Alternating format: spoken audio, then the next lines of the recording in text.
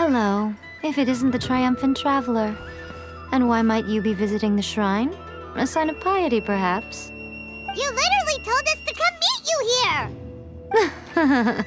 I was just joking. I've been waiting for you. Seems like someone's in a pretty good mood. Mm-hmm. Catching up with an old friend I hadn't seen in years was truly delightful. By the way, I heard that you had a duel before the throne, with a Fatui Harbinger no less. Courageous and astute. I must say, I am most impressed. Defeating Signora head-on in a duel means that your strength exceeds my expectations. Still, you did end up victorious. I gather congratulations are in order. Sure feels good to finally thwart the Fatui plan for once. They caused plenty of trouble along the way, but at the very least, they didn't get their hands on another Gnosis. Wait a second. Did you say Gnosis? As in, the little thing that looks something like a chess piece? Yep, that's the one. You've seen one too? Gnosis belong to the Seven. They're what keep them connected to Celestia. Oh. What's wrong? I handed that over. You did what now? Well, how else was I supposed to save your skin from the Balladeer exactly?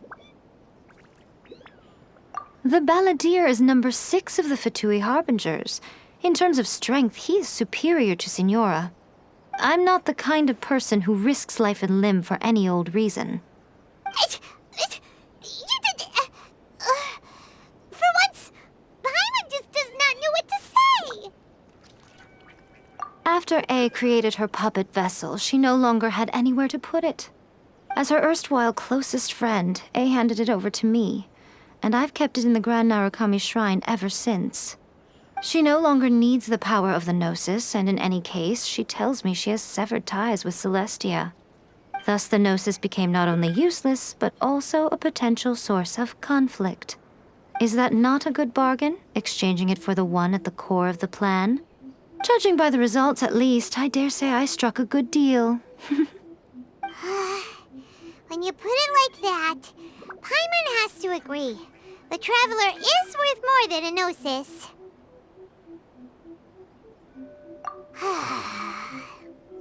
Well, what's done is done. And I hardly think we'll be getting it back now. Let's leave the past in the past. So anyway, you still haven't told us why you called us here today. It's to thank you. Really? You intend to travel all over Teyvat, and the time has come for the Inazuma leg of your trip to come to an end, has it not? As a mark of my gratitude, I will answer any questions you may have about the road ahead or the events of the past. What would you like to know about? That puppet was built with technology that has been lost to time. Perhaps she, as a god, is the only one privy to the knowledge of its origins. Still, there's one other thing on this topic that I suspect you may be curious to know. Before A began modifying her own godly form, she took it upon herself to create a prototype puppet. So, you mean there are 3 Raiden Shoguns? No, the prototype was merely a proof of concept. Its appearance and intellect were not based on A. It was a test. The original plan was for A to simply discard it. But perhaps A thought this to be too cruel, because in the end she chose only to seal the power within it. Later, this puppet wandered Inazuma as an ordinary human male with his own consciousness, until the Fatui took an interest in him. Ugh! Not the Fatui!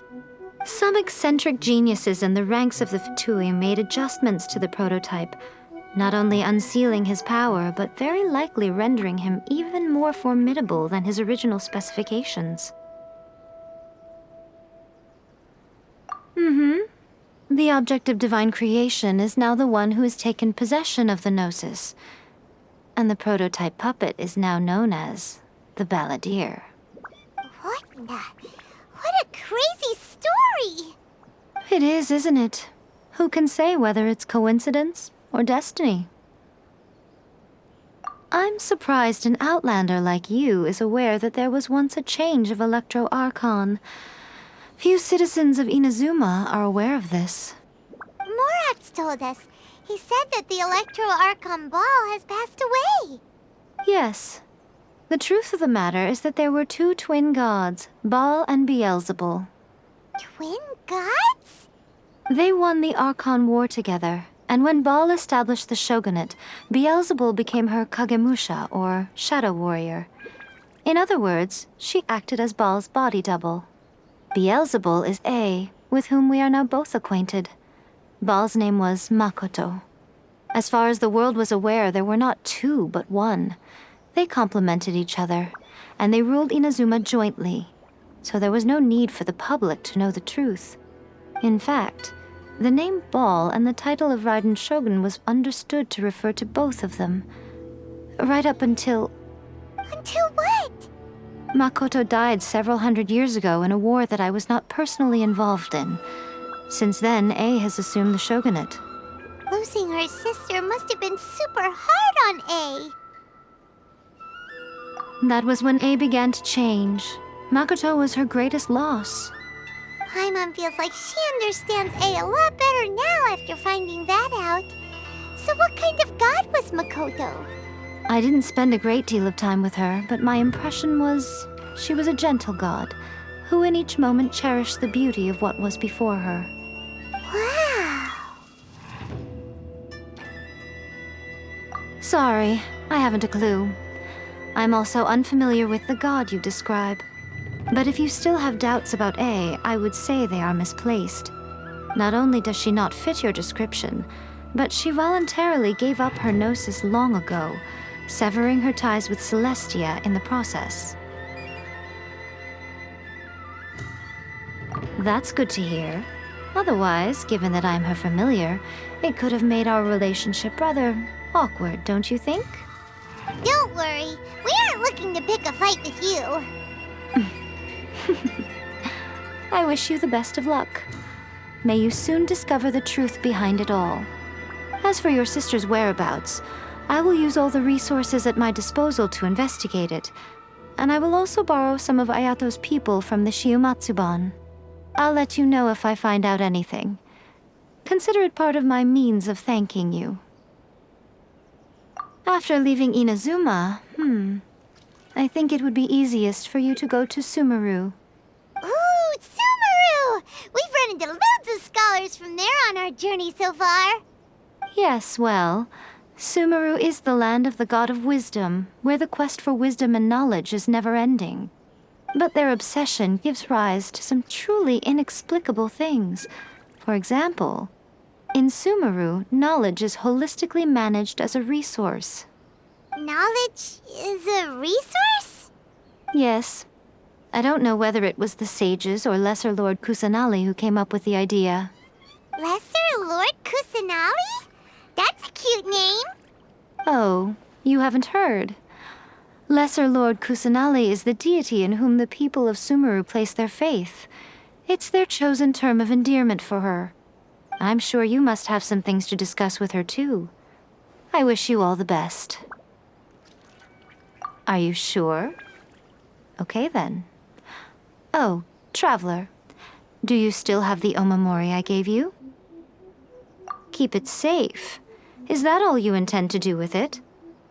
There was me thinking that you might hang it around your neck to show off to the world, telling everyone who inquired that it was given to you by none other than Yae Miko, the wise and beautiful. Who in their right mind would do that? Okay, I'll stop. Now, a question for you. Traveler, what is your ambition? I see. But that is merely a small goal, based on what preoccupies you here and now. Your ambition should be something that transcends the world below and the starry sky above. Something that shines in unison with fate itself. Perhaps the reason you do not possess a vision is that such an ambition has yet to be engendered within you.